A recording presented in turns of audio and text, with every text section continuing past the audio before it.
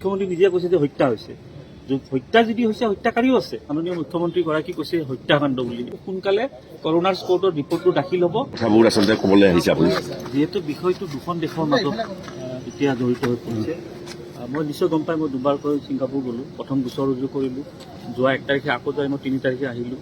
কি হৈছে কি নাই হোৱা, যিহেতু ন্যায় প্ৰক্ৰিয়া এগৰাকী ৰানিং জাজৰ জৰিয়তে চলি আছে, আমাৰো দায়িত্ব যে তাত কি হৈছিলে, ইয়াত কি হৈ আছে, সেই কথাখিনি আমি ন্যায় আয়োগত কোৱাৰ পিছতেহে এটা সিদ্ধান্ত ল'ব পৰা যাব। যদি পিছুৱাই থাকেতো ল'ব পৰা নাযাব, কাৰণ দুখন দিশৰ বিষয়টো জড়িত হৈছে। ছিংগাপুৰৰ বিষয়টোত মই নিজে জড়িত আছোঁ।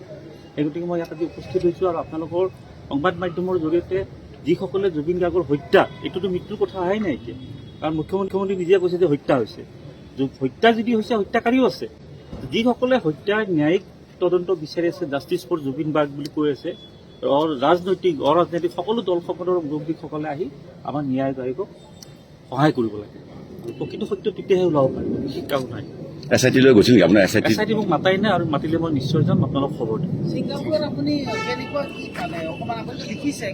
প্ৰথম গোচৰটো ৰুজু হ'ল যোৱা 15 অক্টোবৰত, আৰু যোৱা মই 2 তাৰিখে যাই তাত দেখিলোঁ, মোৰ লগত কথা পাতিলে। মোৰ গোচৰটো PCG মানে পুলিচ কষ্টেল গাৰ্ডত তাত চলি আছে, তদন্ত চলি আছে। খুব সোনকালে কৰোনাৰ স্পটৰ ৰিপৰ্টটো দাখিল হ'ব, আৰু ন্যায়িক প্ৰক্ৰিয়া ছিংগাপুৰত চলিব। ছিংগাপুৰৰ সিদ্ধান্ত নহ'লে কিন্তু মই ভাবোঁ অসমত সিদ্ধান্ত দিয়াটো কঠিন হ'ব, কাৰণ ঘটনাটো হৈছিল ছিংগাপুৰত।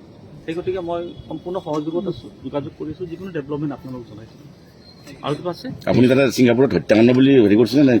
মই যোৱা 15 তাৰিখে যেতিয়া মোৰ গোচৰটো ৰুজু হৈছিলে, তেতিয়া মই কৈছিলোঁ যে মাননীয় মুখ্যমন্ত্ৰীগৰাকী কৈছে হত্যাকাণ্ড বুলি। এইটো কালিৰ কথাটো কোৱা নাই, মই আগৰ কথাও কৈ আছোঁ।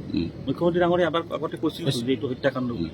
যিহেতু ৰাজ্যৰ মুৰব্বীগৰাকী হত্যাকাণ্ড বুলি কৈছে, সেই গতিকে আপোনালোকৰো দায়িত্ব। এগৰাকী পৰ্যটক, জুবিন গাৰ্গক তেখেতসকলে পৰ্যটক বুলি ধৰিছিলে।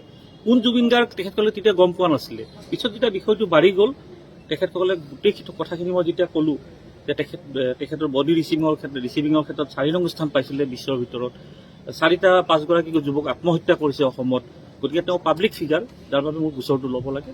7 ঘণ্টা শুনানিৰ পিছত মোৰ গোচৰটো পঞ্জীয়ন হৈছে। সেই কথাখিনি আজি মই ন্যায় আয়োগৰ ওচৰত দাখিল কৰিম।